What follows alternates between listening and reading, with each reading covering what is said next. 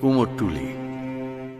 আমি সেই পটো না, না, শিল্পী টিল্পী বলে নাই বা সম্মান দিলেন, যাকে আপনি প্রতি বছর দুবার দেখেন কিন্তু নজর করেন না।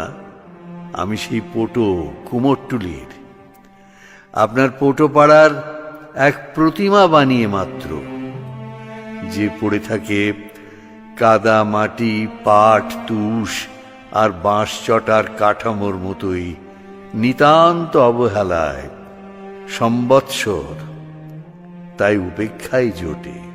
কংসনারায়ণ থেকে কৃষ্ণচন্দ্র, নবকৃষ্ণ আর সাবর্ণরাজের বাড়িতে তখনই ডাক পড়ত পটোপাড়া। যে মেয়েটা প্রতিদিন লড়ে নিত্যদিনের যুদ্ধে আর সংসারে, আমাদের প্রতিদিনের হেরে যাওয়াকে এক লহমায় বিদ্ধ করে ত্রিশূলে, সেই মেয়ে।